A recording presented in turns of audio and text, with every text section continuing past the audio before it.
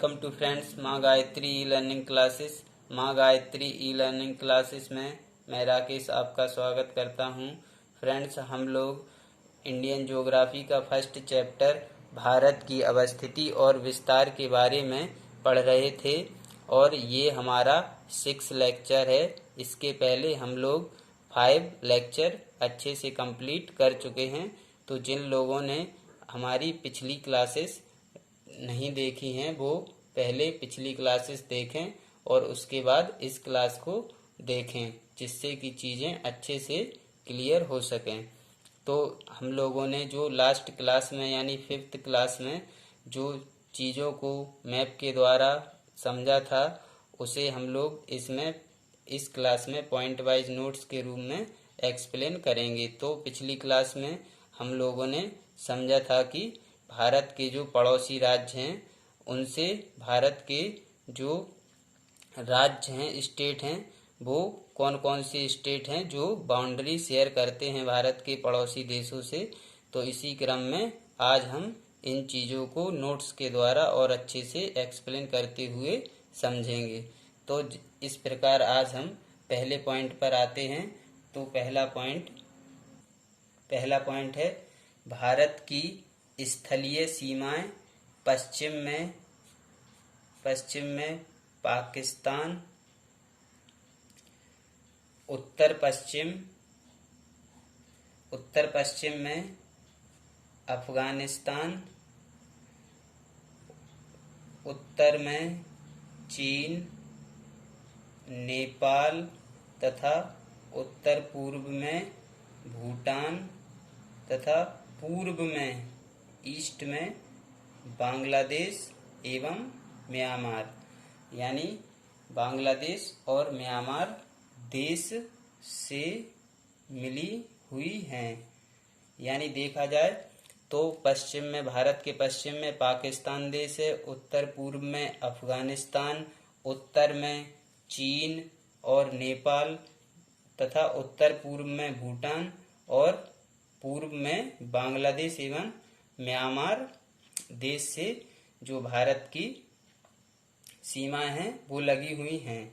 अगर अगले पॉइंट में देखें तो पाकिस्तान की बात करें तो पाकिस्तान की सीमा भारत के कितने 3 राज्यों, कौन कौन से हैं? गुजरात, राजस्थान, पंजाब, ये 3 राज्यों तथा 2 केंद्र शासित प्रदेशों। कौन कौन से हैं केंद्र शासित प्रदेश? पहला है आपका जम्मू कश्मीर और दूसरा है आपका लद्दाख। इन दोनों केंद्र शासित प्रदेशों से पाकिस्तान की सीमा है वो स्पर्श करती है। तो इस प्रकार हम देख चुके हैं कि पाकिस्तान से भारत के 3 राज्य और 2 केंद्र शासित प्रदेश स्पर्श करते हैं। इन्हें हम लास्ट क्लास में अच्छे से समझ चुके हैं मैप के द्वारा। आप मैप में अभी भी देख सकते हैं कि भारत के जो 3 राज्य गुजरात, राजस्थान और पंजाब तथा 2 केंद्र शासित प्रदेश जम्मू कश्मीर और लद्दाख पाकिस्तान से बाउंड्री शेयर करते हैं। इस सीमा को, इस बाउंड्री को किस नाम से जाना जाता है? रेड क्लिफ लाइन, यानी रेड क्लिफ रेखा के नाम से जाना जाता है और इसे 15 अगस्त 1947 यानी 15 अगस्त 1947 को निर्धारित किया गया था। तो इसकी बात की जाए तो इस जो बॉर्डर है, जो भारत पाक बॉर्डर, इसको रेड क्लिफ रेखा के नाम से जाना जाता है, इसकी जो बॉर्डर को, और इसका निर्धारण 15 अगस्त 1947 को किया गया था। अगले पॉइंट पर चलते हैं। तो भारत का जो अगला पड़ोसी देश है अफगानिस्तान, उसकी सीमा किससे? केंद्र शासित प्रदेश है लद्दाख के पाक अधिकृत क्षेत्र से लगती है। पाक ऑक्यूपाइड जो रीजन है उससे स्पर्श करती है। पाकिस्तान तथा अफगानिस्तान के मध्य पाई जाने वाली रेखा को किस नाम से जाना जाता है? ड्यूरंड रेखा, जिसका निर्धारण 1896 1996 में किया गया था। तो पाकिस्तान और अफगानिस्तान के जो मध्य पाई जाने वाली रेखा है उसे किस नाम से जाना जाता है? ड्यूरंड रेखा के नाम से जाना जाता है। लद्दाख के उत्तर में त्रिपाल पॉइंट स्थित है। अगला पॉइंट देखा जाए तो लद्दाख जो अपना यूनियन टेरिटरी है उसके उत्तर में एक त्रिपाल पॉइंट स्थित है, जहां अफगानिस्तान, ताजिकिस्तान तथा चीन की सीमा एक बिंदु पर आकर मिलती है। अर्थात यह एक पॉइंट है जिस पर अफगानिस्तान, ताजिकिस्तान तथा चीन की सीमा एक बिंदु पर मिलती है। अर्थात तीनों देश एक बिंदु पर आकर मिलते हैं, तो उस पॉइंट को क्या कहते हैं? त्रिपाल पॉइंट। अगला पॉइंट देखें तो हम देखते हैं कि चीन की सीमा भारत के केंद्र शासित प्रदेश, किसकी केंद्र शासित प्रदेश? जो अपना चाइना है उसकी जो बाउंड्री है वो केंद्र शासित प्रदेश है अपना लद्दाख तथा 4 राज्यों, कितने राज्यों? 4 राज्यों। कौन कौन से हैं? पहला है आपका हिमाचल प्रदेश, दूसरा है आपका उत्तराखंड, तीसरा है आपका सिक्किम और चौथा है आपका अरुणाचल प्रदेश। तो इन 4 राज्यों और एक केंद्र शासित प्रदेश लद्दाख को टच करती है। अर्थात चीन की सीमा भारत के केंद्र शासित प्रदेश एक लद्दाख है उसे तथा 4 राज्य हिमाचल प्रदेश, उत्तराखंड, सिक्किम तथा अरुणाचल प्रदेश को स्पर्श करती है। बात करें अगले पॉइंट की तो अगला पॉइंट है सिक्किम तथा अरुणाचल प्रदेश की जो सीमा है, जो स्पर्श करने वाली चीन की सीमा को, सिक्किम तथा अरुणाचल प्रदेश की सीमा को स्पर्श करने वाली चीन की सीमा है जो, उसको मैकमोहन लाइन, मैकमोहन रेखा के नाम से जाना जाता है। अन्य क्षेत्रों में भारत चीन सीमा का विभाजन किनके द्वारा हुआ है? पर्वतों तथा नदियों के द्वारा हुआ है। और यह जो लाइन है यानी यह रेखा है उसका निर्धारण कब किया गया था? 1914 में। कहाँ पर किया गया था? शिमला में। तो जो मैकमोहन रेखा या मैकमोहन लाइन है जो भारत और चीन के बीच में स्थित है, उसका निर्धारण शिमला में 1914 में किया गया था। बात करें अगले पॉइंट की तो अगला पॉइंट है हमारा नेपाल की सीमा भारत के कौन कौन से राज्यों से? उत्तराखंड, उत्तर प्रदेश, बिहार, पश्चिम बंगाल तथा सिक्किम राज्य को स्पर्श करती है। इस बाउंड्री को, इस सीमा को इंडो नेपाल सीमा या इंडो नेपाल बाउंड्री के नाम से भी जाना जाता है।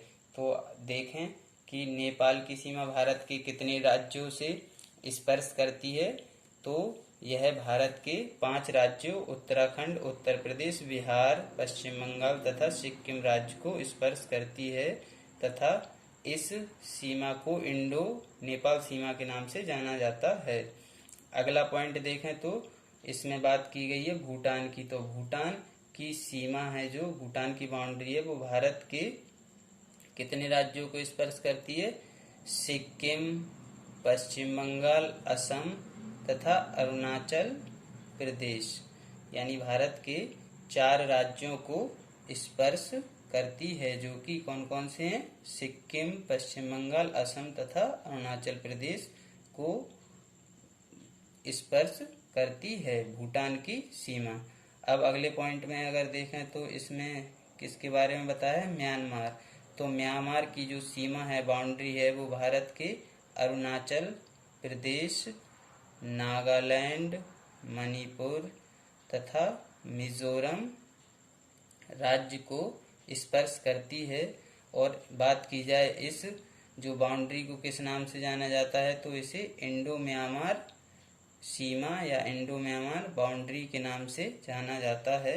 तो म्यांमार की सीमा भारत के 4 राज्यों अरुणाचल प्रदेश, नागालैंड, मणिपुर और मिजोरम राज्य को स्पर्श करती है और इसे इंडो म्यांमार सीमा के नाम से जाना जाता है। बात करें अगर अगले पॉइंट की, तो सिक्किम, ये बहुत मोस्ट पॉइंट है, इसको आप ध्यान रखना। ये है सिक्किम व अरुणाचल प्रदेश भारत के ऐसे 2 राज्य हैं जिनकी सीमा 3 देशों से स्पर्श करती है। कितने देशों से स्पर्श करती है? 3 देशों से। ये आपका क्वेश्चन एग्जाम में बन सकता है कि भारत का ऐसा कौन सा राज्य है जो 3 देशों से अपनी बाउंड्री शेयर करता है। तो इसमें आपका सिक्किम और अरुणाचल प्रदेश ऐसे 2 स्टेट हैं जो 3 देशों से अपनी बाउंड्री शेयर करते हैं। जैसे बात करें अगर सिक्किम की, तो यह किससे बाउंड्री शेयर करता है? नेपाल, चाइना यानी चीन और भूटान, इन 3 देशों से बाउंड्री शेयर करता है। और बात करें अगर अरुणाचल प्रदेश की, तो ये कितने देशों से? ये भी 3 देशों से। कौन से? भूटान, चीन और म्यांमार, इन 3 देशों से बाउंड्री शेयर करता है। बात करें अगर अगले पॉइंट की, तो अगला पॉइंट है आपका त्रिपुरा भारत का ऐसा राज्य है जो 3 ओर बांग्लादेश से घिरा हुआ है। त्रिपुरा भारत का ऐसा राज्य है जो 3 ओर किससे घिरा हुआ है? बांग्लादेश से घिरा हुआ है। तो इसको आप ध्यान रखना। ऐसा भारत का ऐसा कौन सा राज्य है जो 3 ओर बांग्लादेश से घिरा हुआ है? तो आपका आंसर होगा त्रिपुरा। बात करें अगर अगले पॉइंट की, तो भारत के 5 आंतरिक राज्य हैं। कौन कौन से? ये हमने पिछली क्लास में अच्छे से डिस्कस किया था। आंतरिक राज्य यानी आपके लैंडलॉक्ड स्टेट या भू अवरुद्ध राज्य भी इन्हें बोल सकते हैं। ये कौन कौन से हैं? मध्य प्रदेश, दूसरा है छत्तीसगढ़, तीसरा है हरियाणा, चौथा है आपका झारखंड और 5वां है तेलंगाना। इनकी सीमा ना तो किसी देश से ना ही किसी दूसरे देश से टच करती है और ना इनकी सीमा समुद्र से स्पर्श करती है। अर्थात ये आंतरिक राज्य हैं। इनकी सीमा ना तो किसी दूसरे देश से स्पर्श करती है और ना ही समुद्र से स्पर्श करती है, इसलिए इन्हें क्या बोलते हैं? आंतरिक राज्य बोलते हैं। अगर बात की जाए अगले पॉइंट की, तो अगले पॉइंट में हम देखते हैं कि भारत की मानक समय रेखा 82.5 डिग्री पूर्वी देशांतर 5 राज्यों से गुजरती है। यानी जो भारत का जो मानक समय है वो कितने राज्यों से होकर गुजरता है? 5 राज्यों से होकर गुजरता है। ये पॉइंट हम पिछली क्लासेस में डिस्कस कर चुके हैं, पर वहां पर हमने इंक्लूड नहीं किया था, इसलिए इसे आज इस क्लास में हम लोग इंक्लूड कर रहे हैं। तो आप लोग देख सकते हैं कि जो भारत की मानक समय रेखा है वो 5 राज्यों से होकर गुजरती है। पहला राज्य है आपका उत्तर प्रदेश, दूसरा है आपका मध्य प्रदेश, तीसरा है आपका छत्तीसगढ़, चौथा है आपका ओडिशा और 5वां है आपका आंध्र प्रदेश। तो भारत का जो मानक समय है वो 82.5 डिग्री पूर्वी देशांतर कितने राज्यों से होकर गुजरता है? 5 राज्यों से होकर गुजरता है। तो इस प्रकार हम देखते हैं कि जो भारत की मानक समय रेखा यानी 82.5 डिग्री पूर्वी देशांतर 5 राज्यों से होकर गुजरती है। इस पॉइंट को, इसमें पहला है आपका उत्तर प्रदेश, दूसरा है मध्य प्रदेश, तीसरा छत्तीसगढ़, चौथा उड़ीसा और 5वां आंध्र प्रदेश। इस प्रकार हम इन पॉइंट्स को अच्छे से डिस्कस कर चुके हैं और आज की क्लास हम लोग यहीं पर ख़त्म करते हैं। आप लोगों को ये क्लास कैसी लगी आप लोग कमेंट सेक्शन में बता सकते हैं तथा हमारे चैनल को शेयर और सब्सक्राइब भी जरूर करें। Thank you.